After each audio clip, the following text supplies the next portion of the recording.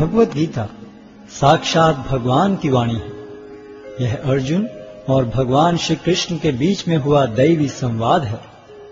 ये संवाद आज से 5000 वर्ष पूर्व कुरुक्षेत्र नामक स्थान पर हुआ। भगवत गीता में जीवन के सभी महत्वपूर्ण प्रश्नों का उत्तर है, जैसे हम कौन हैं, भगवान कौन है, हमें कष्ट क्यों होते हैं, क्या पुनर्जन्म होता है, क्या अन्य ग्रहों पर जीवन है, हम कैसे इस जन्म और अगले जन्म में सुखी रह सकते हैं, हम कैसे भगवत धाम को जा सकते हैं। कोई पूछ सकता है कि कुरुक्षेत्र में हुए महान युद्ध जिसके दौरान भगवत गीता कही गई, उसका कारण क्या था। 5000 वर्ष पहले विचित्रवीर्य नामक एक महान राजा का देहांत हो गया। क्योंकि उसका बड़ा पुत्र धृतराष्ट्र जन्म से अंधा होने के कारण राज्यभार संभालने में असमर्थ था, अतः उसके छोटे भाई पांडु ने राज्य सिंहासन संभाला। पांडु की मृत्यु के बाद उसके 5 पुत्र, जो पांडवों के नाम से विख्यात थे, जो नियमानुसार राज्य के उत्तराधिकारी बने, लेकिन पांडव भी बालक ही थे, अतः धृतराष्ट्र ने स्वयं राज्यभार संभाला। धृतराष्ट्र के 100 पुत्र थे, जो कौरवों के नाम से जाने जाते थे। जब पांडव बड़े होकर राज्य संभालने लायक हुए, तो वे संपूर्ण राज्य नहीं लेना चाहते थे, हालांकि वो उनका नियम संगत अधिकार था। वे राज्य को अपने चचेरे भाइयों के साथ बांटना चाहते थे और इस प्रकार राज्य को पांडवों और कौरवों के बीच बांट दिया गया। लेकिन कौरवों में ज्येष्ठ दुर्योधन अपने भाग से संतुष्ट न था। वो संपूर्ण राज्य को स्वयं ही भोगना चाहता था। उसने पांडवों को मारने के लिए कई षड्यंत्र रचे, लेकिन वो असफल रहा। फिर उसने नियम के विरुद्ध संपूर्ण राज्य को हड़प लिया और पांडवों को राज्य से निष्कासित कर दिया। पांडवों ने फिर 5 गांव की मांग की। दुर्योधन ने उत्तर दिया, 5 गांव तो दूर, वो सुई की नोक के बराबर भी जमीन नहीं दे सकता। भगवान श्री कृष्ण ने जमीन के इस झगड़े को शांतिपूर्ण एवं अहिंसात्मक तरीके से सुलझाने का प्रस्ताव रखा, लेकिन दुर्योधन ने यह प्रस्ताव को अस्वीकार करते हुए पांडवों के प्रति युद्ध की घोषणा कर दी और इस प्रकार महाभारत का महान युद्ध अवश्यंभावी हो गया। युद्ध की तैयारी में अर्जुन और दुर्योधन दोनों ही भगवान श्री कृष्ण के पास सहायता मांगने गए। भगवान श्री कृष्ण उनकी मदद मांगने को आए किसी भी व्यक्ति को नहीं ठुकराते थे, चाहे वह सज्जन हो या दुर्जन। भगवान श्री कृष्ण ने अपनी संपूर्ण सेना को एक ओर तथा स्वयं को मार्गदर्शक के रूप में दूसरी ओर देने का प्रस्ताव रखा। दुर्योधन ने भगवान श्री कृष्ण की सेना को चुना, जबकि अर्जुन भगवान को मार्गदर्शक के रूप में प्राप्त करने को उत्सुक था। इस प्रकार भगवान श्री कृष्ण अर्जुन के मार्गदर्शक तथा सारथी बने। युद्ध स्थल में अर्जुन एक दुविधा में पड़ गया कि वह अपने अधिकारों के लिए लड़े, जिसके लिए आवश्यक था अपने ही स्वजनों का वध, या युद्ध भूमि से पलायन कर दुष्ट दुर्योधन को राज्य पर शासन करने दे। अर्जुन अपने को इस दुविधा से बाहर निकालने में असमर्थ पाकर भगवान श्री कृष्ण की शरण लेता है। शरणागत आए अपने मित्र एवं भक्त अर्जुन को भगवान श्री कृष्ण भगवत गीता के दिव्य उपदेश द्वारा इस दुविधा से उबारते हैं और श्रीमद् भगवत गीता के माध्यम से अर्जुन के ही समान अपनी शरण में आए सभी भक्तों का गीता महात्म्य के अनुसार भगवत गीता दिव्य साहित्य है, जिसको ध्यान पूर्वक पढ़ना चाहिए। गीता शास्त्रमिदं पुण्यम यह पठेत प्रयतः पुमान्। यदि कोई भगवत गीता के उपदेशों का पालन करे तो वह जीवन के दुखों तथा चिंताओं से मुक्त हो सकता है। भय शोकादि वर्जितः, वह इस जीवन में सारे भय से मुक्त हो जाएगा और उसका अगला जीवन आध्यात्मिक होगा। गीताध्ययनशीलस्य प्राणायाम परस्य च नैव सन्ति ही पापानि पूर्व जन्म कृतानि च। यदि कोई भगवत गीता को निष्ठा तथा गंभीरता के साथ पढ़ता है तो भगवान की कृपा से उसके सारे पूर्व दुष्कर्मों के फलों का उस पर कोई प्रभाव नहीं पड़ता। मलिने मोचनम पुंसाम जल स्नानम दिने दिने सकृत गीतामृत स्नानम संसारमलम नाशनम। मनुष्य जल में स्नान करके नित्य अपने को स्वच्छ कर सकता है, लेकिन यदि कोई भगवद गीता रूपी पवित्र गंगा जल में एक बार भी स्नान कर ले तो वह भव सागर की मलिनता से सदा सदा के लिए मुक्त हो जाता है। गीता सुगीता कर्तव्या किमन्यै शास्त्र विस्तरई या स्वयं पद्मनाभस्य मुख पद्मादिनिस्सता। चूंकि भगवद गीता भगवान के मुख से निकली है, अतएव किसी को अन्य वैदिक साहित्य पढ़ने की आवश्यकता नहीं रहती। उसे केवल भगवद गीता का ही ध्यान पूर्वक तथा मनोयोग से श्रवण तथा पठन करना चाहिए। वर्तमान युग में लोग सांसारिक कार्यों में इतने व्यस्त हैं कि उनके लिए समस्त वैदिक साहित्य का अध्ययन कर पाना संभव नहीं रह गया है, परंतु इसकी आवश्यकता भी नहीं है। केवल एक पुस्तक भगवद गीता ही पर्याप्त है, क्योंकि यह समस्त वैदिक ग्रंथों का सार है और इसका प्रवचन भगवान ने किया है।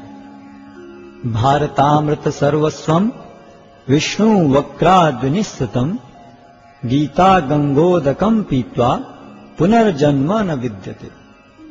जो गंगा जल पीता है उसे मुक्ति मिलती है, अतएव उसके लिए क्या कहा जाए जो भगवद गीता का अमृत पान करता हो। सर्वोपनिषदो गावो दोग्धा गोपाल नंदनः पार्थो वत्सः सुधीर भोक्ता दुग्धम गीतामृतम महत्। यह गीतोपनिषद भगवद गीता जो समस्त उपनिषदों का सार है, गाय के तुल्य है और ग्वाल बाल के रूप में विख्यात भगवान कृष्ण इस गाय को दुह रहे हैं। अर्जुन बछड़े के समान है और सारे विद्वान तथा शुद्ध भक्त भगवद गीता के अमृतमय दूध का पान करने वाले हैं। एकम शास्त्रम देवकी पुत्र गीतम एको देवो देवकी पुत्र एव एको मंत्रस्य तस्य नामानि यानि कर्माप्येकम तस्य देवस्य सेवा। आज के युग में लोग एक शास्त्र, एक ईश्वर, एक धर्म तथा एक वृत्ति के लिए अत्यंत उत्सुक हैं। अतएव एकम शास्त्रम देवकी पुत्र गीतम, केवल एक शास्त्र भगवद गीता हो जो सारे विश्व के लिए हो। एको देवो देवकी पुत्र एव, सारे विश्व के लिए एक ईश्वर हो श्री कृष्ण। एको मंत्रस्य तस्य नामानि यानि, और एक मंत्र एक प्रार्थना हो उनके नाम का कीर्तन। हरे कृष्ण कृष्ण कृष्ण हरे हरे, हरे राम राम राम हरे हरे। कर्माप्येकम तस्य देवस्य सेवा, और केवल एक ही कार्य हो, भगवान की सेवा।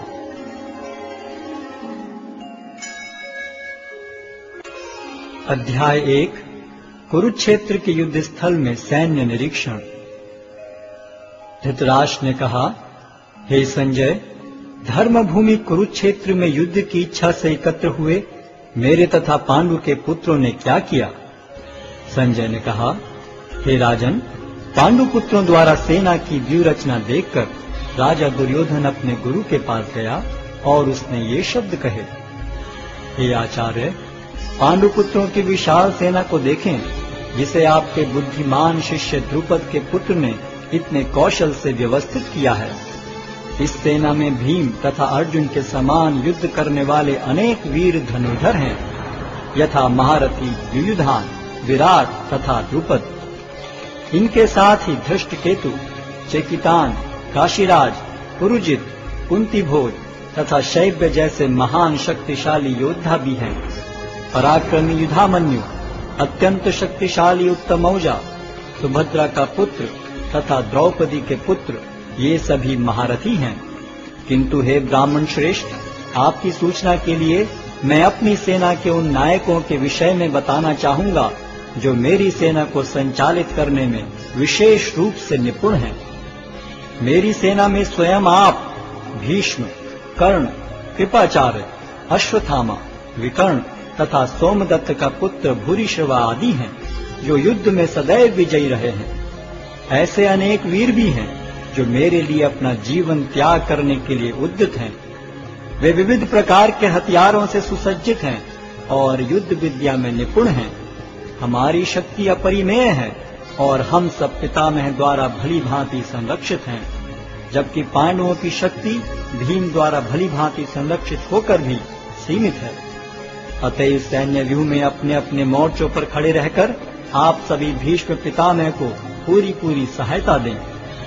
तब कुरुवंश के वयोवृद्ध परम प्रतापी एवं वृद्ध पितामह ने सिंह गर्जन किसी ध्वनि करने वाले अपने शंख को उच्च स्वर में बजाया, जिससे दुर्योधन को हर्ष हुआ।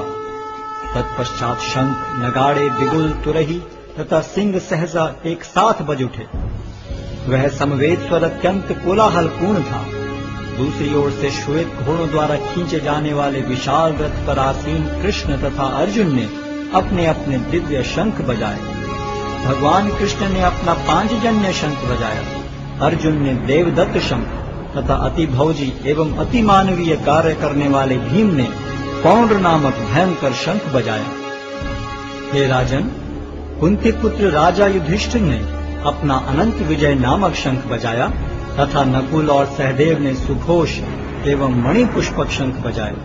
महान धनुर्धर काशीराज, परम योद्धा शिखंडी, धृष्टद्युम्न, विराट, अजय सात्यकी, द्रुपद, द्रौपदी के पुत्र तथा सुभद्रा के महाबाहु पुत्र आदि सबों ने अपने अपने शंख बजाए। इन विभिन्न शंखों की ध्वनि कोलाहलपूर्ण बन गई, जो आकाश तथा पृथ्वी को शब्दायमान करती हुई धृतराष्ट्र के पुत्रों के हृदय को विदीर्ण करने लगी। उस समय हनुमान से अंकित ध्वजा लगे रथ पर आसीन पांडुपुत्र अर्जुन अपना धनुष उठाकर तीर चलाने के लिए उद्यत हुआ। हे राजन, धृतराष्ट्र के पुत्रों को व्यूह में खड़ा देखकर अर्जुन ने श्री कृष्ण से ये वचन कहे। अर्जुन ने कहा, हे अच्युत, कृपा करके मेरा रथ दोनों सेनाओं के बीच ले चलें, जिससे मैं यहाँ उपस्थित युद्ध की अभिलाषा रखने वालों को और शस्त्रों की इस महान परीक्षा में जिनसे मुझे संघर्ष करना है उन्हें देख सकूं। मुझे उन लोगों को देखने दीजिए जो यहाँ पर धृतराष्ट्र के दुर्बुद्धि पुत्र दुर्योधन को प्रसन्न करने की इच्छा से लड़ने के लिए आए हुए हैं। संजय ने कहा, हे भरतवंशी, अर्जुन द्वारा इस प्रकार संबोधित किए जाने पर भगवान कृष्ण ने दोनों दलों के बीच में उस उत्तम रथ को लाकर खड़ा कर दिया। भीष्म, द्रोण तथा विश्व भर के अन्य समस्त राजाओं के सामने भगवान ने कहा कि हे पार्थ, यहाँ पर एकत्र सारे कुरुओं को देखो। अर्जुन ने वहां पर दोनों पक्षों की सेनाओं के मध्य में अपने चाचा ताऊओं, पितामहों, गुरुओं, मामाओं, भाइयों, पुत्रों, पौत्रों, मित्रों, ससुरों और शुभ चिंतकों को भी देखा। जब कुंती पुत्र अर्जुन ने मित्रों तथा संबंधियों की इन विभिन्न श्रेणियों को देखा तो वह करुणा से अभिभूत हो गया और इस प्रकार बोला। अर्जुन ने कहा, हे कृष्ण, इस प्रकार युद्ध की इच्छा रखने वाले अपने मित्रों तथा संबंधियों को अपने समक्ष उपस्थित देखकर मेरे शरीर के अंग कांप रहे हैं और मेरा मुख सूखा जा रहा है। मेरा सारा शरीर कांप रहा है, मेरे रोंगटे खड़े हो रहे हैं, मेरा गांडीव धनुष मेरे हाथ से सरक रहा है और मेरी त्वचा जल रही है। मैं यहाँ अब और अधिक खड़ा रहने में असमर्थ हूँ। मैं अपने को भूल रहा हूँ और मेरा सिर चकरा रहा है। हे कृष्ण, मुझे तो केवल अमंगल के कारण दिख रहे हैं। हे कृष्ण, इस युद्ध में अपने ही स्वजनों का वध करने से न तो मुझे कोई अच्छाई दिखती है और न मैं उससे किसी प्रकार की विजय, राज्य या सुख की इच्छा रखता हूँ। हे गोविंद, हमें राज्य, सुख अथवा इस जीवन से क्या लाभ, क्योंकि जिन सारे लोगों के लिए हम उन्हें चाहते हैं वे ही इस युद्ध भूमि में खड़े हैं।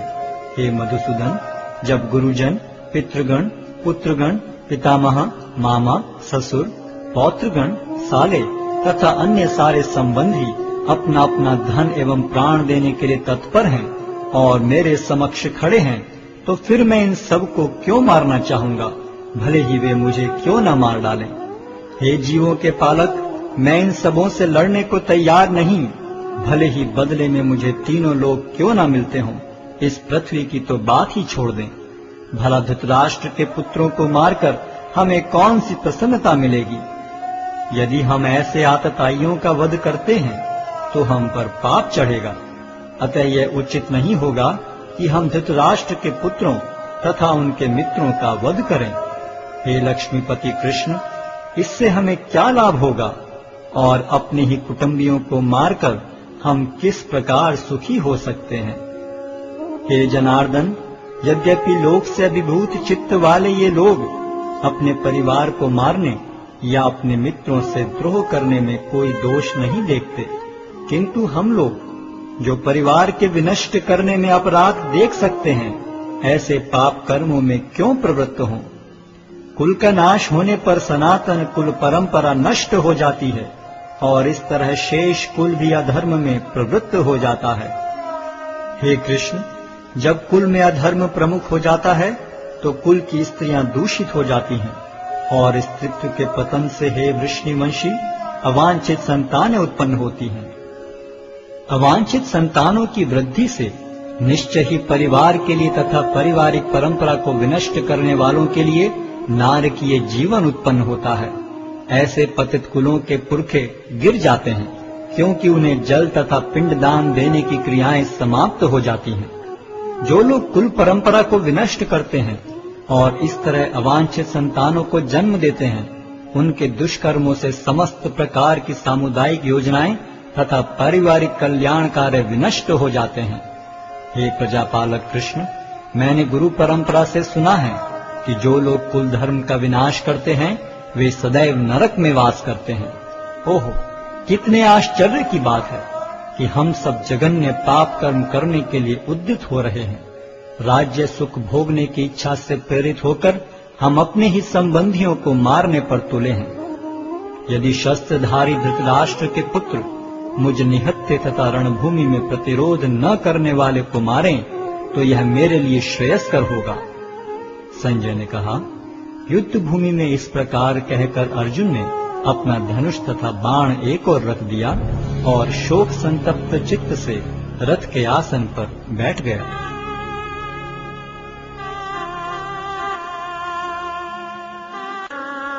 अध्याय 2 गीता का सार। संजय ने कहा, करुणा से व्याप्त शोकयुक्त अश्रुपूरित नेत्रों वाले अर्जुन को देखकर मधुसूदन कृष्ण ने ये शब्द कहे। श्री भगवान ने कहा, हे अर्जुन, तुम्हारे मन में यह कलमश आया कैसे? यह उस मनुष्य के लिए तनिक भी अनुकूल नहीं है जो जीवन के मूल्य को जानता हो। इससे उच्च लोक की नहीं अपितु अपयश की प्राप्ति होती है। हे प्रतापुत्र, इस हीन नपुंसकता को प्राप्त मत हो, यह तुम्हें शोभा नहीं देती। हे शत्रुओं के दमन करता, हृदय की शुद्ध दुर्बलता को त्याग कर युद्ध के लिए खड़े हो। अर्जुन ने कहा, हे शत्रुहंता, हे मधुसूदन, मैं युद्ध भूमि में किस तरह भीष्म तथा द्रोण जैसे पूजनीय व्यक्तियों पर उलटकर बाण चलाऊंगा। ऐसे महापुरुषों को जो मेरे गुरु हैं, उन्हें मारकर जीने की अपेक्षा इस संसार में भीख मांगकर खाना अच्छा है। भले ही वे सांसारिक लाभ के इच्छुक हों, किंतु हैं तो गुरुजन ही। यदि उनका वध होता है तो हमारे द्वारा भोग्य प्रत्येक वस्तु उनके रक्त से सनी होगी। हम यह भी नहीं जानते कि हमारे लिए क्या श्रेष्ठ है, उनको जीतना या उनके द्वारा जीते जाना।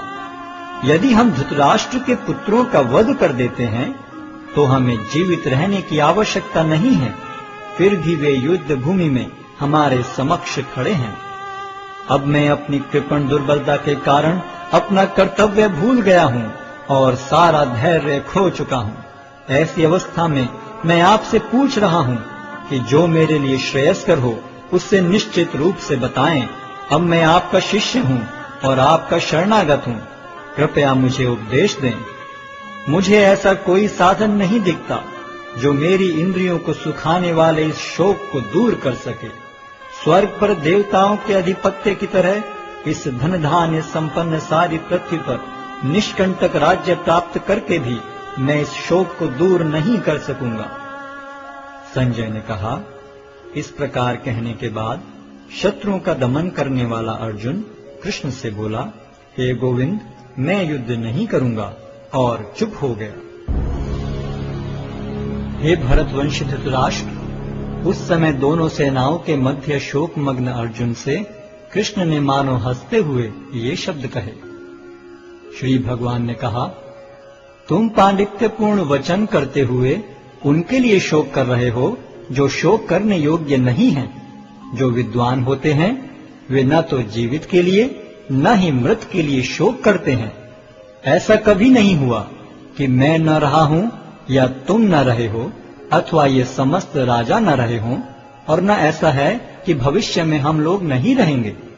जिस प्रकार शरीरधारी आत्मा इस शरीर में बाल्यावस्था से तरुणावस्था में और फिर वृद्धावस्था में निरंतर अग्रसर होता रहता है, उसी प्रकार मृत्यु होने पर आत्मा दूसरे शरीर में चला जाता है। धीर व्यक्ति ऐसे परिवर्तन से मोह को प्राप्त नहीं होता। हे कुंती पुत्र, सुख तथा दुख का क्षणिक उदय तथा कालक्रम में उनका अंतर्धान होना सर्दी तथा गर्मी की ऋतुओं के आने जाने के समान है। हे भरतवंशी, वे इंद्रिय बोध से उत्पन्न होते हैं और मनुष्य को चाहिए कि अविचल भाव से उनको सहन करना सीखे। हे पुरुष श्रेष्ठ अर्जुन, जो पुरुष सुख तथा दुख में विचलित नहीं होता और इन दोनों में संभाव रखता है, वह निश्चित रूप से मुक्ति के योग्य है। तत्वदर्शियों ने यह निष्कर्ष निकाला है कि असत का तो कोई चिरस्थायित्व नहीं है, किंतु सत अपरिवर्तनीय रहता है। उन्होंने इन दोनों की प्रकृति के अध्ययन द्वारा यह निष्कर्ष निकाला है। जो सारे शरीर में व्याप्त है उसे ही तुम अविनाशी समझो।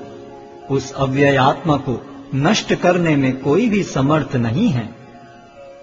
अविनाशी, अप्रमेय तथा शाश्वत जीव के भौतिक शरीर का अंत अवश्यम भावी है। अतः हे भरतवंशी, युद्ध करो। जो इस जीवात्मा को मारने वाला समझता है तथा जो इसे मरा हुआ समझता है, वे दोनों ही अज्ञानी हैं, क्योंकि आत्मा न तो मरता है और न मारा जाता है। आत्मा के लिए किसी भी काल में न तो जन्म है न मृत्यु। वह न तो कभी जन्मा है, न जन्म लेता है और न जन्म लेगा। वह अजन्मा, नित्य, शाश्वत तथा पुरातन है। शरीर के मारे जाने पर वह मारा नहीं जाता। हे पार्थ, जो व्यक्ति यह जानता है कि आत्मा अविनाशी, अजन्मा, शाश्वत तथा अव्यय है, वह भला किसी को कैसे मार सकता है या मरवा सकता है। जिस प्रकार मनुष्य पुराने वस्त्रों का त्याग कर नए वस्त्र धारण करता है, उसी प्रकार आत्मा पुराने तथा व्यर्थ के शरीरों को त्याग कर नवीन भौतिक शरीर धारण करता है। यह आत्मा न तो कभी किसी शस्त्र द्वारा खंड खंड किया जा सकता है, न अग्नि द्वारा जलाया जा सकता है, न जल द्वारा भिगोया या वायु द्वारा सुखाया जा सकता है। यह आत्मा अखंडित तथा अघुलनशील है। इसे न तो जलाया जा सकता है, न ही सुखाया जा सकता है। यह शाश्वत, सर्वव्यापी, अविकारी, स्थिर तथा सदैव एक सा रहने वाला है। यह आत्मा अव्यक्त, अकल्पनीय तथा अपरिवर्तनीय कहा जाता है। यह जानकर तुम्हें शरीर के लिए शोक नहीं करना चाहिए। किंतु यदि तुम यह सोचते हो कि आत्मा अथवा जीवन का लक्षण सदा जन्म लेता है तथा सदा मरता है, तो भी हे महाबाहु, तुम्हारे शोक करने का कोई कारण नहीं है। जिसने जन्म लिया है उसकी मृत्यु निश्चित है और मृत्यु के पश्चात पुनर्जन्म भी निश्चित है। अतः अपने अपरिहार्य कर्तव्य पालन में तुम्हें शोक नहीं करना चाहिए। सारे जीव प्रारंभ में अव्यक्त रहते हैं, मध्य अवस्था में व्यक्त होते हैं और विनष्ट होने पर पुनः अव्यक्त हो जाते हैं। अतः शोक करने की क्या आवश्यकता है। कोई आत्मा को आश्चर्य से देखता है, कोई इसे आश्चर्य की तरह बताता है तथा कोई इसे आश्चर्य की तरह सुनता है, किंतु कोई कोई इसके विषय में सुनकर भी कुछ नहीं समझ पाते। हे भरतवंशी, शरीर में रहने वाले का कभी भी वध नहीं किया जा सकता। अतः तुम्हें किसी भी जीव के लिए शोक करने की आवश्यकता नहीं है। क्षत्रिय होने के नाते अपने विशिष्ट धर्म का विचार करते हुए तुम्हें जानना चाहिए कि धर्म के लिए युद्ध करने से बढ़कर तुम्हारे लिए अन्य कोई कार्य नहीं है। अतः तुम्हें संकोच करने की कोई आवश्यकता नहीं है। हे पार्थ, वे क्षत्रिय सुखी हैं जिन्हें ऐसे युद्ध के अवसर अपने आप प्राप्त होते हैं। जिससे उनके लिए स्वर्ग लोक के द्वार खुल जाते हैं। किंतु यदि तुम युद्ध करने के स्वधर्म को संपन्न नहीं करते तो तुम्हें निश्चित रूप से अपने कर्तव्य की उपेक्षा करने का पाप लगेगा और तुम योद्धा के रूप में भी अपना यश खो दोगे। लोग सदैव तुम्हारे अपयश का वर्णन करेंगे और सम्मानित व्यक्ति के लिए अपयश तो मृत्यु से भी बढ़कर है। जिन जिन महान योद्धाओं ने तुम्हारे नाम तथा यश को सम्मान दिया है, वे सोचेंगे कि तुमने डर के मारे युद्ध भूमि छोड़ दी है और इस तरह वे तुम्हें तुच्छ मानेंगे। तुम्हारे शत्रु अनेक प्रकार के कटु शब्दों से तुम्हारा वर्णन करेंगे और तुम्हारी सामर्थ्य का उपहास करेंगे। तुम्हारे लिए इससे दुखदाई और क्या हो सकता है। हे कुंती पुत्र, तुम यदि युद्ध में मारे जाओगे तो स्वर्ग प्राप्त करोगे, या यदि तुम जीत जाओगे तो पृथ्वी के साम्राज्य का भोग करोगे। अतः दृढ़ संकल्प करके खड़े हो और युद्ध करो। तुम सुख या दुख, हानि या लाभ, विजय या पराजय का विचार किए बिना युद्ध के लिए युद्ध करो। ऐसा करने पर तुम्हें कोई पाप नहीं लगेगा। यहाँ मैंने वैश्लेषिक अध्ययन द्वारा इस ज्ञान का वर्णन किया है। अब निष्काम भाव से कर्म करना बता रहा हूँ, उसे सुनो। हे प्रताप पुत्र, तुम यदि ऐसे ज्ञान से कर्म करोगे तो तुम कर्मों के बंधन से अपने को मुक्त कर सकते हो। इस प्रयास में न तो हानि होती है न ही ह्रास, अपितु इस पथ पर की गई अल्प प्रगति भी महान भय से रक्षा कर सकती है। जो इस मार्ग पर चलते हैं वे प्रयोजन में दृढ़ रहते हैं और उनका लक्ष्य भी एक होता है।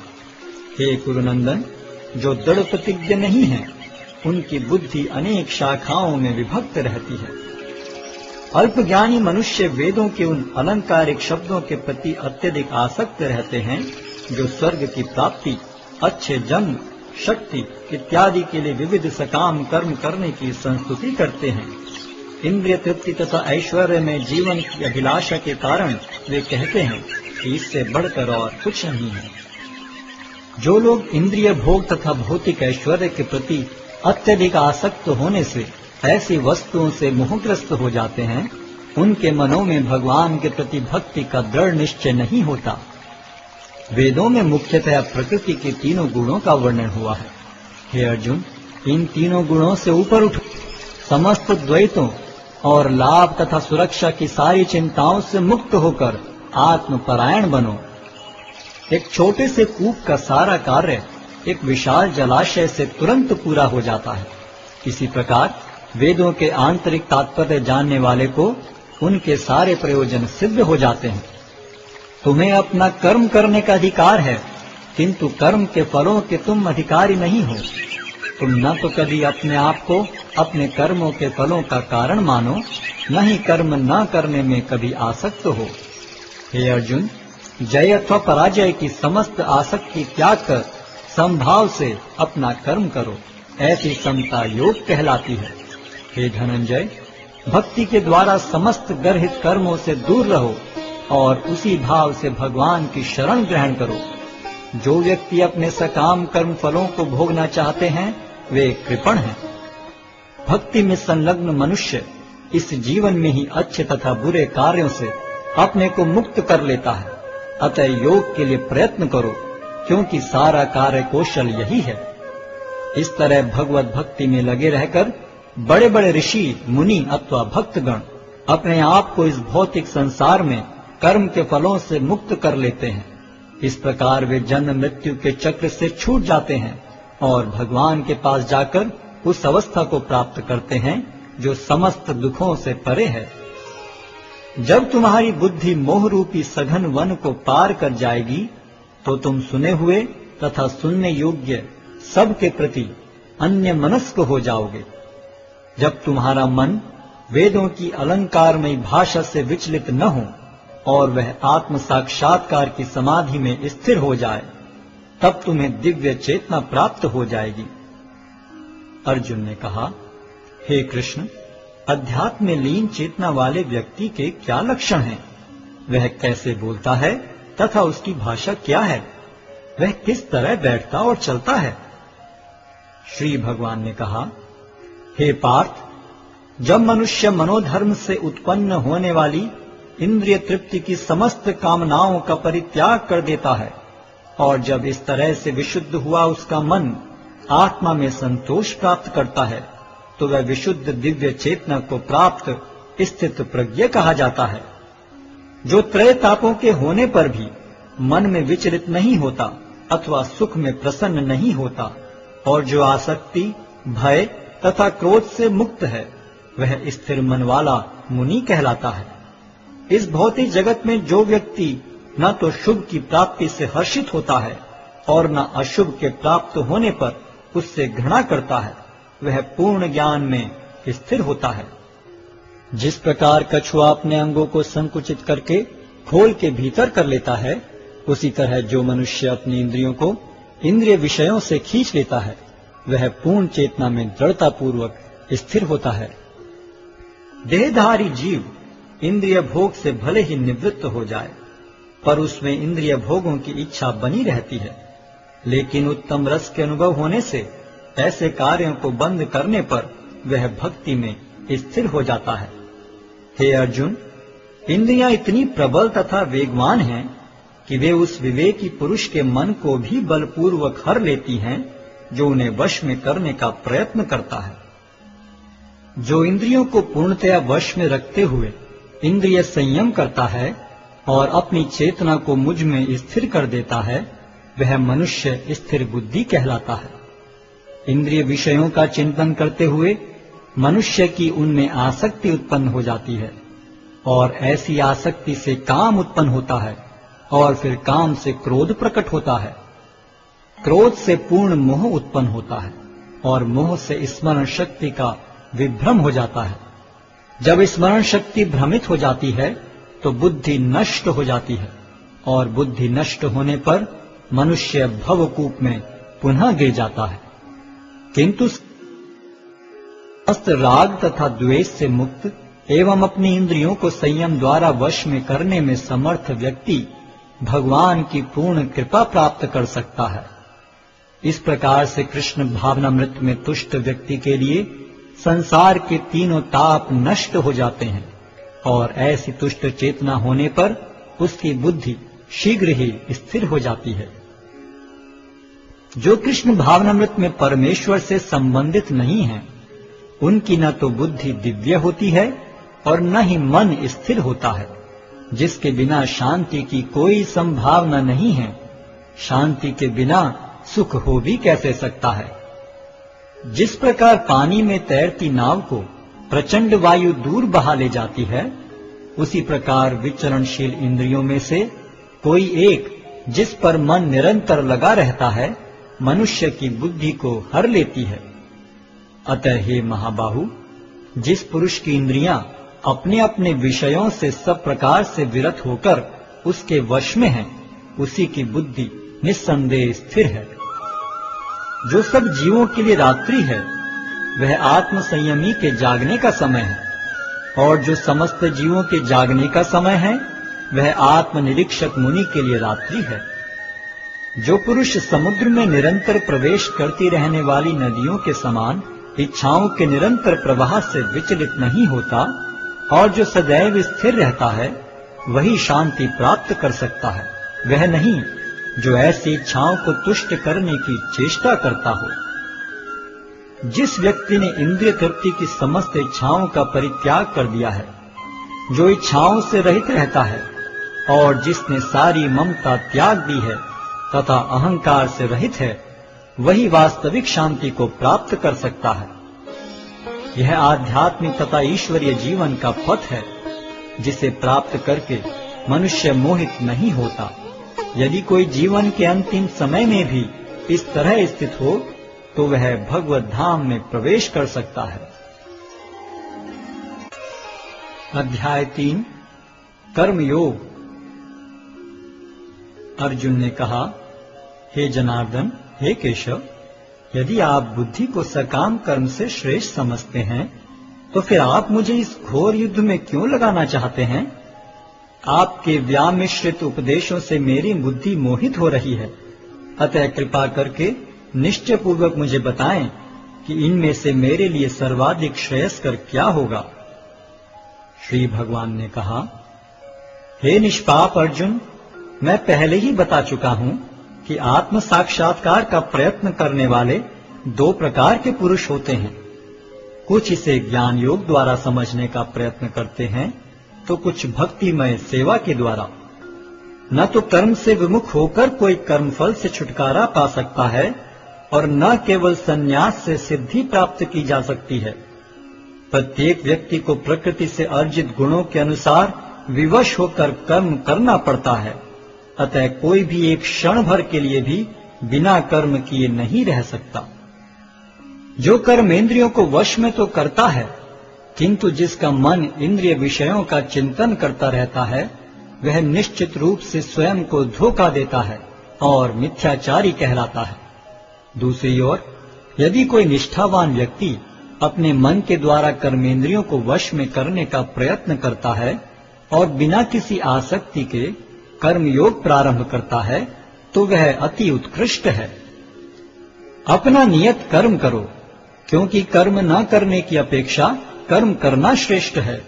कर्म के बिना तो शरीर निर्वाह भी नहीं हो सकता।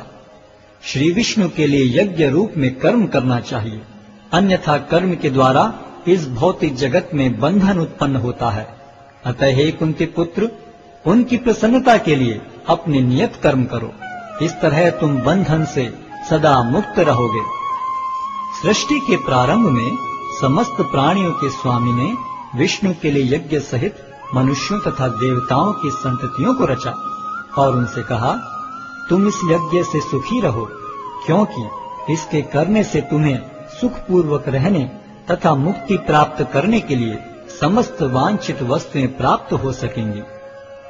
यज्ञों के द्वारा प्रसन्न होकर देवता तुम्हें भी प्रसन्न करेंगे और इस तरह मनुष्यों तथा देवताओं के मध्य सहयोग से सबों को संपन्नता प्राप्त होगी। जीवन की विभिन्न आवश्यकताओं की पूर्ति करने वाले विभिन्न देवता यज्ञ संपन्न होने पर प्रसन्न होकर तुम्हारी सारी आवश्यकताओं की पूर्ति करेंगे, किंतु जो इन उपहारों को देवताओं को अर्पित किए बिना भोगता है, वह निश्चित रूप से चोर है। भगवान के भक्त सभी प्रकार के पापों से मुक्त हो जाते हैं, क्योंकि वे यज्ञ में अर्पित किए भोजन प्रसाद को ही खाते हैं। अन्य लोग जो अपने इंद्रिय सुख के लिए भोजन बनाते हैं, वे निश्चित रूप से पाप खाते हैं। सारे प्राणी अन्न पर आश्रित हैं, जो वर्षा से उत्पन्न होता है। वर्षा यज्ञ संपन्न करने से होती है और यज्ञ नियत कर्मों से उत्पन्न होता है।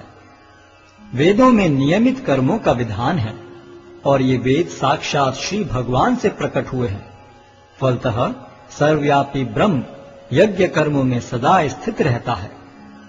हे प्रिय अर्जुन, जो मानव जीवन में इस प्रकार वेदों द्वारा स्थापित यज्ञ चक्र का पालन नहीं करता, वह निश्चय ही पाप में जीवन व्यतीत करता है। ऐसा व्यक्ति केवल इंद्रियों की तुष्टि के लिए व्यर्थ ही जीवित रहता है। किंतु जो व्यक्ति आत्मा में ही आनंद लेता है तथा जिसका जीवन आत्म साक्षात्कार युक्त है और जो अपने में ही पूर्णतया संतुष्ट रहता है, उसके लिए कुछ कारणीय कर्तव्य नहीं होता। स्वरूप सिद्ध व्यक्ति के लिए न तो अपने नियत कर्मों को करने की आवश्यकता रह जाती है, न ऐसा कर्म न करने का कोई कारण ही रह जाता है। उसे किसी अन्य जीव पर निर्भर रहने की आवश्यकता भी नहीं रह जाती। अतः कर्मफल में आसक्त हुए बिना मनुष्य को अपना कर्तव्य समझकर निरंतर कर्म करते रहना चाहिए, क्योंकि अनासक्त होकर कर्म करने से उसे पर ब्रह्म की प्राप्ति होती है। जनक जैसे राजाओं ने केवल नियत कर्मों को करने से ही सिद्धि प्राप्त की। अतः सामान्य जनों को शिक्षित करने की दृष्टि से तुम्हें कर्म करना चाहिए।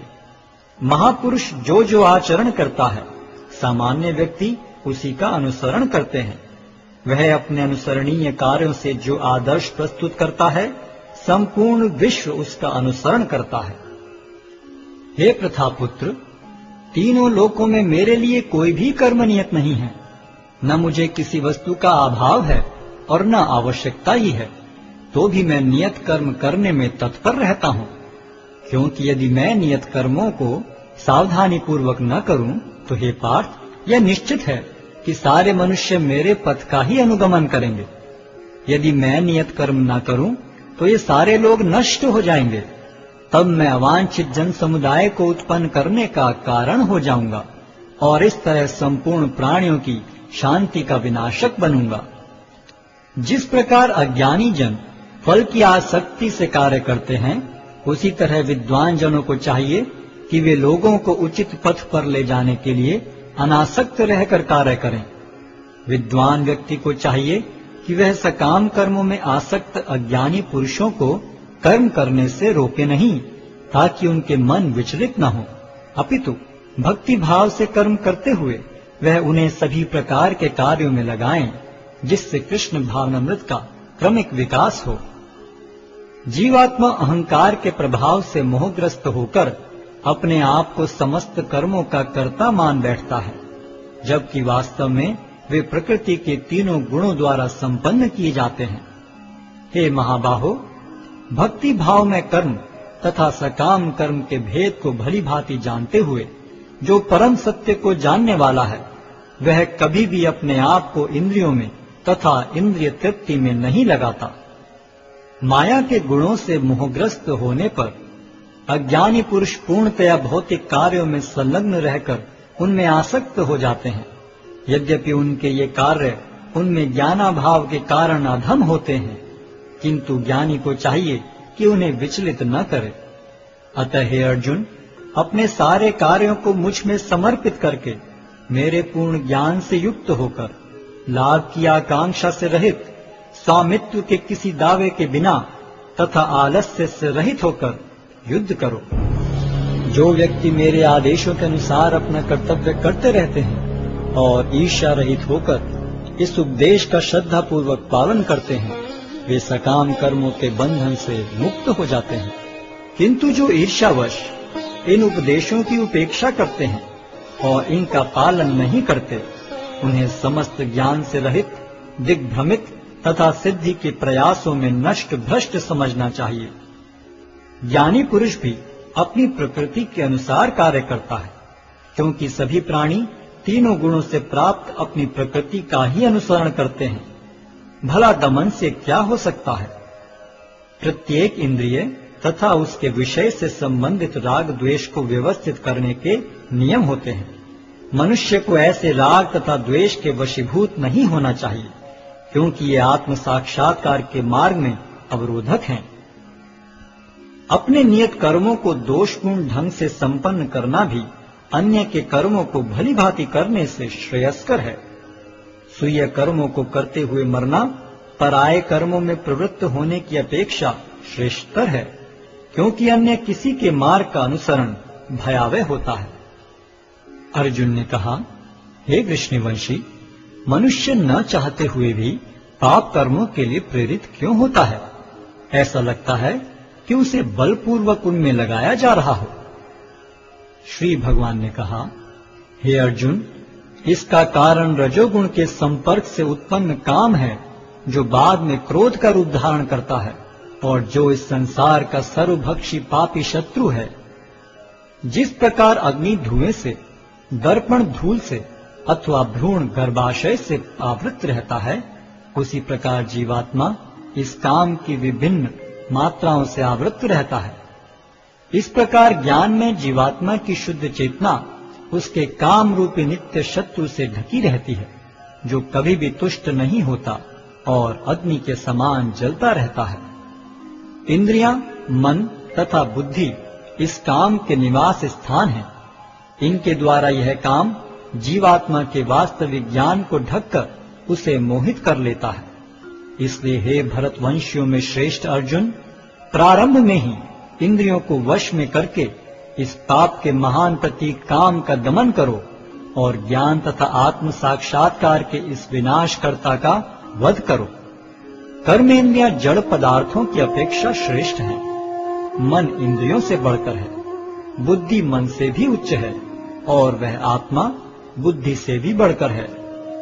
इस प्रकार हे महाबाहु अर्जुन, अपने आप को भौतिक इंद्रियों, मन तथा बुद्धि से परे जानकर और मन को सावधान आध्यात्मिक बुद्धि से स्थिर करके आध्यात्मिक शक्ति द्वारा इस काम रूपी दुर्जय शत्रु को जीतो। अध्याय 4 दिव्य ज्ञान। भगवान श्री कृष्ण ने कहा, मैंने इस अमर योग विद्या का उपदेश सूर्यदेव विवस्वान को दिया, और विवस्वान ने मनुष्यों के पिता मनु को उपदेश दिया, और मनु ने इसका उपदेश इक्ष्वाकु को दिया। आज मेरे द्वारा वही यह प्राचीन योग यानी परमेश्वर के साथ अपने संबंध का विज्ञान तुमसे कहा जा रहा है, क्योंकि तुम मेरे भक्त तथा मित्र हो। अतः तुम इस विज्ञान के दिव्य रहस्य को समझ सकते हो। इस प्रकार यह परम विज्ञान गुरु परंपरा द्वारा प्राप्त किया गया, और राज ऋषियों ने इसी विधि से इसे समझा, किंतु कालक्रम में यह परंपरा छिन्न हो गई। अतः यह विज्ञान यथारूप में लुप्त हो गया लगता है। अर्जुन ने कहा, सूर्यदेव विवस्वान आपसे पहले हो चुके हैं, तो फिर मैं कैसे समझूं कि प्रारंभ में भी आपने उन्हें इस विद्या का उपदेश दिया था? श्री भगवान ने कहा, तुम्हारे तथा मेरे अनेकानेक जन्म हो चुके हैं। मुझे तो उन सब का स्मरण है, किंतु हे परम तप, तुम्हें उनका स्मरण नहीं रह सकता है। यद्यपि मैं अजन्मा तथा विनाशी हूँ, और यद्यपि मैं समस्त जीवों का स्वामी हूँ, तो भी प्रत्येक युग में मैं अपने आदि दिव्य रूप में प्रकट होता हूँ। हे भरतवंशी, जब भी और जहाँ भी धर्म का पतन होता है और अधर्म की प्रधानता होने लगती है, तब तब मैं अवतार लेता हूँ। भक्तों का उद्धार करने, दुष्टों का विनाश करने तथा धर्म की फिर से स्थापना करने के लिए मैं हर युग में प्रकट होता हूँ। हे अर्जुन, जो मेरे आविर्भाव तथा कर्मों की दिव्य प्रकृति को जानता है, वह इस शरीर को छोड़ने पर इस भौतिक संसार में पुनः जन्म नहीं लेता, अपितु मेरे सनातन धाम को प्राप्त होता है। आसक्ति, भय तथा क्रोध से मुक्त होकर, मुझ में पूर्णतया तन्मय होकर और मेरी शरण में आकर बहुत से व्यक्ति भूतकाल में मेरे ज्ञान से पवित्र हो चुके हैं। इस प्रकार से उन सबों ने मेरे प्रति दिव्य प्रेम को प्राप्त किया है। जिस भाव से सारे लोग मेरी शरण ग्रहण करते हैं, उसी के अनुरूप मैं उन्हें फल देता हूँ। हे पार्थ, प्रत्येक व्यक्ति सभी प्रकार से मेरे पथ का अनुगमन करता है। इस संसार में मनुष्य सकाम कर्मों में सिद्धि चाहते हैं, फलस्वरूप वे देवताओं की पूजा करते हैं। निस्संदेह संसार में मनुष्य को सकाम कर्म का फल शीघ्र प्राप्त होता है। प्रकृति के तीनों गुणों और उनसे संबद्ध कर्म के अनुसार मेरे द्वारा मानव समाज के 4 विभाग रचे गए। यद्यपि मैं इस व्यवस्था का सृष्टा हूँ, किंतु तुम यह जान लो कि मैं इतने पर भी अव्यय अकर्ता हूँ। मुझ पर किसी कर्म का प्रभाव नहीं पड़ता, न ही मैं कर्म फल की कामना करता हूँ। जो मेरे संबंध में सत्य को जानता है, वह भी कर्मों के फल के पाश में नहीं बंधता। प्राचीन काल में समस्त मुक्त आत्माओं ने मेरी दिव्य प्रकृति को जान करके ही कर्म किया। अतः तुम्हें चाहिए कि उनके पद चिन्हों का अनुसरण करते हुए अपने कर्तव्य का पालन करो। कर्म क्या है और अकर्म क्या है, इसे निश्चित करने में बुद्धिमान व्यक्ति भी मोहग्रस्त हो जाते हैं। अतः मैं तुमको बताऊंगा कि कर्म क्या है, जिसे जानकर तुम सारे अशुभ से मुक्त हो सकोगे। कर्म की बारीकियों को समझना अत्यंत कठिन है। अतः मनुष्य को चाहिए कि वह यह ठीक से जाने कि कर्म क्या है, विकर्म क्या है और अकर्म क्या है। जो मनुष्य कर्म में अकर्म और अकर्म में कर्म देखता है, वह सभी मनुष्यों में बुद्धिमान है और सब प्रकार के कर्मों में प्रवृत्त रहकर भी दिव्य स्थिति में रहता है। जिस व्यक्ति का प्रत्येक प्रयास इंद्रिय तृप्ति की कामना से रहित होता है, उसे पूर्ण ज्ञानी समझा जाता है। उसे ही साधु पुरुष ऐसा करता कहते हैं, जिसने पूर्ण ज्ञान की अग्नि से कर्म फलों को भस्मसात कर दिया है। अपने कर्म फलों की सारी आसक्ति को त्याग कर सदैव संतुष्ट तथा स्वतंत्र रहकर वह सभी प्रकार के कार्यों में व्यस्त रहकर भी कोई सकाम कर्म नहीं करता। ऐसा ज्ञानी पुरुष पूर्ण रूप से संयमित मन तथा बुद्धि से कार्य करता है, अपनी संपत्ति के सारे स्वामित्व को त्याग देता है और केवल शरीर निर्वाह के लिए कर्म करता है। इस तरह कार्य करता हुआ वह पाप रूपी फलों से प्रभावित नहीं होता है। जो स्वतः होने वाले लाभ से संतुष्ट रहता है, जो द्वंद्व से मुक्त है और ईर्ष्या नहीं करता, जो सफलता तथा असफलता दोनों में स्थिर रहता है, वह कर्म करता हुआ भी कभी बंधता नहीं।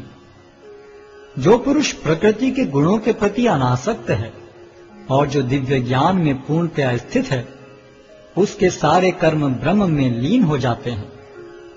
जो व्यक्ति कृष्ण भावनामृत में पूर्णतया लीन रहता है, उसे अपने आध्यात्मिक कर्मों के योगदान के कारण अवश्य ही भगवत धाम की प्राप्ति होती है, क्योंकि उसमें हवन आध्यात्मिक होता है और हवि भी आध्यात्मिक होती है। कुछ योगी विभिन्न प्रकार के यज्ञों द्वारा देवताओं की भली भांति पूजा करते हैं और कुछ परब्रह्म रूपी अग्नि में आहुति डालते हैं। इनमें से कुछ विशुद्ध ब्रह्मचारी श्रवणादि क्रियाओं तथा इंद्रियों को मन के नियंत्रण रूपी अग्नि में स्वाहा कर देते हैं, तो दूसरे लोग इंद्रिय विषयों को इंद्रियों की अग्नि में स्वाहा कर देते हैं। दूसरे जो मन तथा इंद्रियों को वश में करके आत्म साक्षात्कार करना चाहते हैं, संपूर्ण इंद्रियों तथा प्राणवायु के कार्यों को संयमित मन रूपी अग्नि में आहुति कर देते हैं। कठोर व्रत अंगीकार करके कुछ लोग अपनी संपत्ति का त्याग करके कुछ कठिन तपस्या द्वारा, कुछ अष्टांग योग पद्धति के अभ्यास द्वारा अथवा दिव्य ज्ञान में उन्नति करने के लिए वेदों के अध्ययन द्वारा प्रबुद्ध बनते हैं। अन्य लोग भी हैं जो समाधि में रहने के लिए श्वास को रोके रहते हैं। वे अपान में प्राण को और प्राण में अपान को रोकने का अभ्यास करते हैं और अंत में प्राण अपान को रोककर समाधि में रहते हैं। अन्य योगी कम भोजन करके प्राण की प्राण में ही आहुति देते हैं। ये सभी यज्ञ करने वाले यज्ञों का अर्थ जानने के कारण पाप कर्मों से मुक्त हो जाते हैं और यज्ञों के फल रूपी अमृत को चखकर परम दिव्य आकाश की ओर बढ़ते जाते हैं। हे कुरुश्रेष्ठ, जब यज्ञ के बिना मनुष्य इस लोक में या तो इस जीवन में ही सुखपूर्वक नहीं रह सकता, तो फिर अगले जन्म में कैसे रह सकेगा? ये विभिन्न प्रकार के यज्ञ वेद सम्मत हैं और ये सभी विभिन्न प्रकार के कर्मों से उत्पन्न हैं। इन्हें इस रूप में जानने पर तुम मुक्त हो जाओगे। हे परम तप, द्रव्य यज्ञ से ज्ञान यज्ञ श्रेष्ठ है। हे पार्थ, अंततो गत्वा सारे कर्म यज्ञों का अवसान दिव्य ज्ञान में होता है। तुम गुरु के पास जाकर सत्य को जानने का प्रयास करो, उनसे विनीत होकर जिज्ञासा करो और उनकी सेवा करो। स्वरूप सिद्ध व्यक्ति तुम्हें ज्ञान प्रदान कर सकते हैं, क्योंकि उन्होंने सत्य का दर्शन किया है। स्वरूप सिद्ध व्यक्ति से वास्तविक ज्ञान प्राप्त कर चुकने पर तुम पुनः कभी ऐसे मोह को प्राप्त नहीं होगे, क्योंकि इस ज्ञान के द्वारा तुम देख सकोगे कि सभी जीव परमात्मा के अंश स्वरूप हैं, अर्थात वे सब मेरे हैं। यदि तुम्हें समस्त पापियों में भी सर्वाधिक पापी समझा जाए, तो भी तुम दिव्य ज्ञान रूपी नाव में स्थित होकर दुख सागर को पार करने में समर्थ होगे। जैसे प्रज्वलित अग्नि ईंधन को भस्म कर देती है, उसी तरह हे अर्जुन, ज्ञान रूपी अग्नि भौतिक कर्मों के समस्त फलों को जला डालती है। इस संसार में दिव्य ज्ञान के समान कुछ भी उदात्त तथा शुद्ध नहीं है। ऐसा ज्ञान समस्त योग का परिपक्व फल है।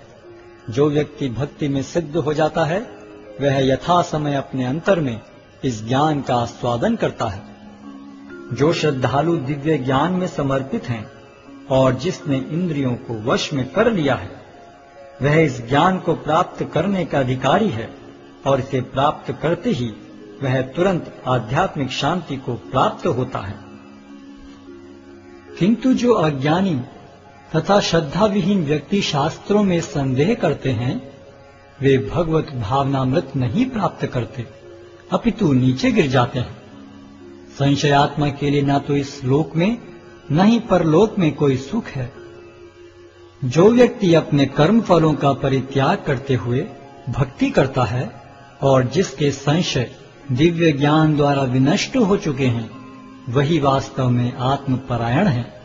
हे धनंजय, वह कर्मों के बंधन से नहीं बंधता।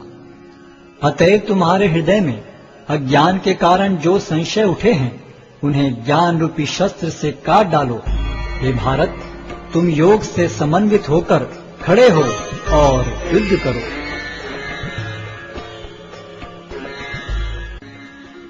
अध्याय 5 कर्मयोग, कृष्ण भावना भावित कर्म। अर्जुन ने कहा, हे कृष्ण, पहले आप मुझसे कर्म त्यागने के लिए कहते हैं और फिर भक्ति पूर्वक कर्म करने का आदेश देते हैं। क्या आप अब कृपा करके निश्चित रूप से मुझे बताएंगे कि इन दोनों में से कौन अधिक लाभप्रद है? श्री भगवान ने उत्तर दिया, मुक्ति के लिए तो कर्म का परित्याग तथा भक्तिमय कर्म दोनों ही उत्तम हैं, किंतु इन दोनों में से कर्म के परित्याग से भक्ति युक्त कर्म श्रेष्ठ है। जो पुरुष न तो कर्म फलों से घृणा करता है और न कर्म फल की इच्छा करता है, वह नित्य सन्यासी जाना जाता है। हे महाबाहु अर्जुन, ऐसा मनुष्य समस्त द्वंद्वों से रहित होकर बहुबंधन को पार कर पूर्णतया मुक्त हो जाता है। अज्ञानी ही भक्ति को भौतिक जगत के विश्लेषणात्मक अध्ययन से भिन्न कहते हैं। जो वस्तुतः ज्ञानी हैं, वे कहते हैं कि जो इनमें से किसी एक मार्ग का भली भांति अनुसरण करता है, वह दोनों के फल प्राप्त कर लेता है। जो यह जानता है कि विश्लेषणात्मक अध्ययन द्वारा प्राप्त स्थान भक्ति द्वारा भी प्राप्त किया जा सकता है, और इस तरह जो सांख्य योग तथा भक्ति योग को एक समान देखता है, वही वस्तुओं को यथारूप में देखता है। भक्ति में लगे बिना केवल समस्त कर्मों का परित्याग करने से कोई सुखी नहीं बन सकता, परंतु भक्ति में लगा हुआ विचारवान व्यक्ति शीघ्र ही परमेश्वर को प्राप्त कर लेता है। जो भक्ति भाव से कर्म करता है, जो विशुद्ध आत्मा है और अपने मन तथा इंद्रियों को वश में रखता है, वह सबों को प्रिय होता है और सभी लोग उसे प्रिय होते हैं। ऐसा व्यक्ति कर्म करता हुआ भी कभी नहीं बंधता। दिव्य भावनामृत युक्त पुरुष देखते, सुनते, स्पर्श करते, सूंघते, खाते, चलते फिरते, सोते तथा श्वास लेते हुए भी अपने अंतर में सदैव यही जानता रहता है कि वास्तव में वह कुछ भी नहीं करता। बोलते, त्यागते, ग्रहण करते या आंखें खोलते बंद करते हुए भी वह यह जानता रहता है कि भौतिक इंद्रियां अपने अपने विषयों में प्रवृत्त हैं और वह इन सब से पृथक है।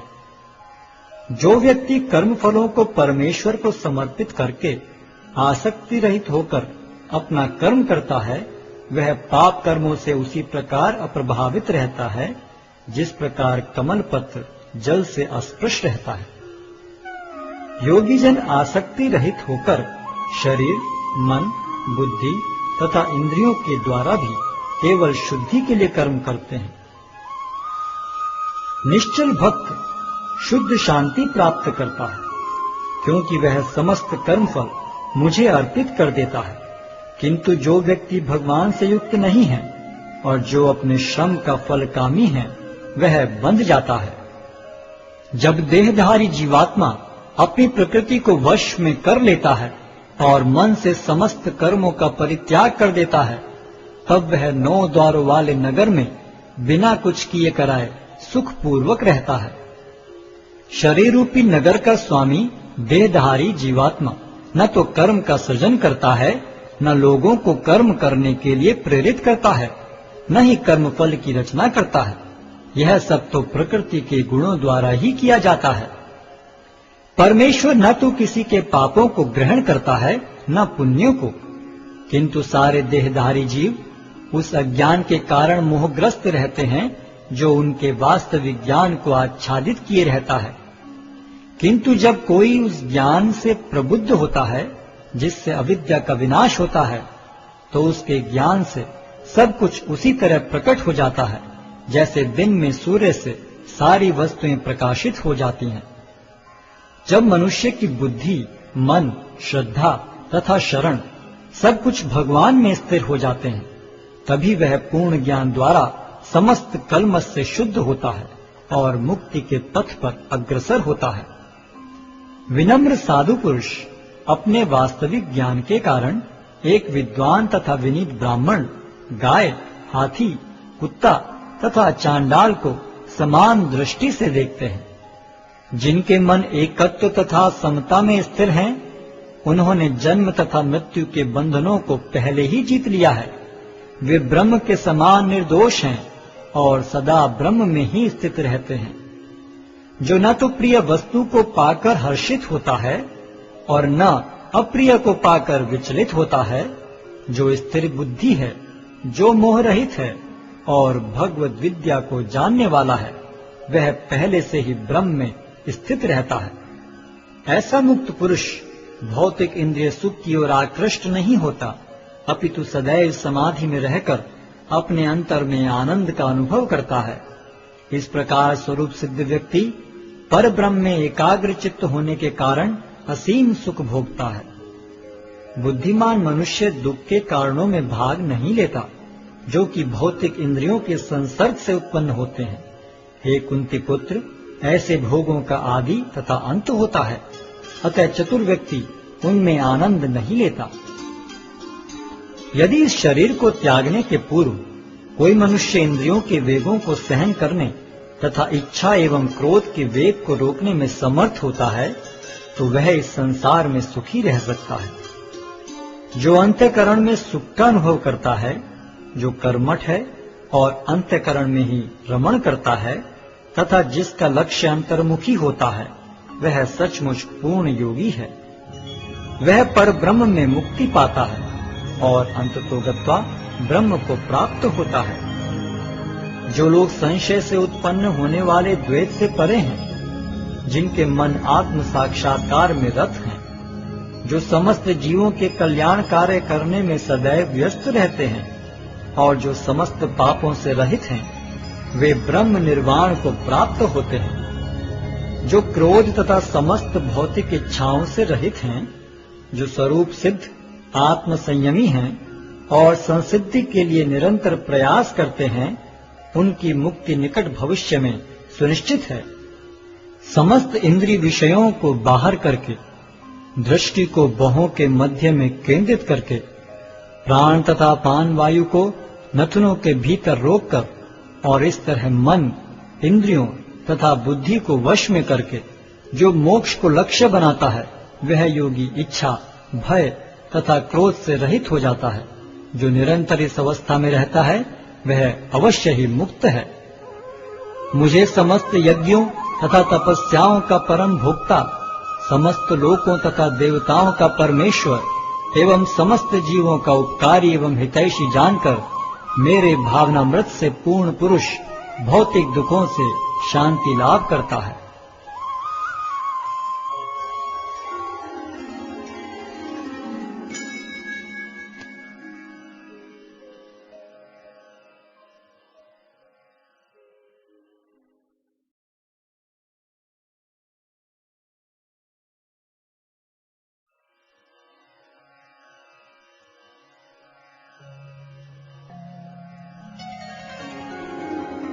अध्याय 6 ध्यान योग।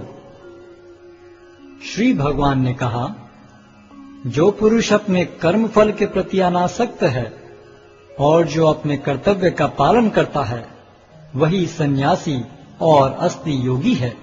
वह नहीं जो न तो अग्नि जलाता है और न कर्म करता है। हे पांडुपुत्र, जिसे सन्यास कहते हैं, उसे ही तुम योग अर्थात पर ब्रह्म से युक्त होना जानो, क्योंकि इंद्रिय तृप्ति के लिए इच्छा को त्यागे बिना कोई कभी योगी नहीं हो सकता। अष्टांग योग के नवसाधक के लिए कर्म साधन कहलाता है और योग सिद्ध पुरुष के लिए समस्त भौतिक कार्यकलापों का परित्याग ही साधन कहा जाता है। जब कोई पुरुष समस्त भौतिक इच्छाओं का त्याग करके न तो इंद्रिय तृप्ति के लिए कार्य करता है और न सकाम कर्मों में प्रवृत्त होता है, तो वह योगारूढ़ कहलाता है। मनुष्य को चाहिए कि अपने मन की सहायता से अपना उद्धार करे और अपने को नीचे न गिरने दे। यह मनबद्ध जीव का मित्र भी है और शत्रु भी। जिसने मन को जीत लिया है उसके लिए मन सर्वश्रेष्ठ मित्र है, किंतु जो ऐसा नहीं कर पाया उसके लिए मन सबसे बड़ा शत्रु बना रहेगा। जिसने मन को जीत लिया है उसने पहले ही परमात्मा को प्राप्त कर लिया है, क्योंकि उसने शांति प्राप्त कर ली है। ऐसे पुरुष के लिए सुख दुख, सर्दी गर्मी एवं मान अपमान एक से हैं। वह व्यक्ति आत्म साक्षात्कार को प्राप्त तथा योगी कहलाता है, जो अपने अर्जित ज्ञान तथा अनुभूति से पूर्णतया संतुष्ट रहता है। ऐसा व्यक्ति अध्यात्म को प्राप्त तथा जितेंद्रिय कहलाता है। वह सभी वस्तुओं को, चाहे वे कंकड़ हो, पत्थर हो या कि सोना, एक समान देखता है। जब मनुष्य निष्कपट हितैषियों, प्रिय मित्रों, तटस्थों, मध्यस्थों, ईर्ष्यालुओं, शत्रुओं तथा मित्रों, पुण्यात्माओं एवं पापियों को समान भाव से देखता है, तो वह और भी उन्नत माना जाता है। योगी को चाहिए कि वह सदैव अपने शरीर, मन तथा आत्मा को परमेश्वर में लगाए, एकांत स्थान में रहे और बड़ी सावधानी के साथ अपने मन को वश में करे। उसे समस्त आकांक्षाओं तथा संग्रह भाव की इच्छाओं से मुक्त होना चाहिए। योगाभ्यास के लिए योगी एकांत स्थान में जाकर भूमि पर कुशा बिछा दे और फिर उसे मृगछाला से ढके तथा ऊपर से मुलायम वस्त्र बिछा दे। आसन न तो बहुत ऊंचा हो न बहुत नीचा, यह पवित्र स्थान में स्थित हो। योगी को चाहिए कि इस पर दृढ़ता पूर्वक बैठ जाए और मन, इंद्रियों तथा कर्मों को वश में करते हुए तथा मन को एक बिंदु पर स्थित करके हृदय को शुद्ध करने के लिए योगाभ्यास करे। योगाभ्यास करने वाले को चाहिए कि वह अपने शरीर, गर्दन तथा सिर को सीधा रखे और नाक के अगले सिरे पर दृष्टि लगाए। इस प्रकार वह अविचलित तथा दमित मन से, भय रहित, विषयी जीवन से पूर्णतया मुक्त होकर अपने हृदय में मेरा चिंतन करे और मुझे ही अपना चरम लक्ष्य बनाए। इस प्रकार शरीर, मन तथा कर्म में निरंतर संयम का अभ्यास करते हुए संयमित मन वाले योगी को इस भौतिक अस्तित्व की समाप्ति पर भगवत धाम की प्राप्ति होती है।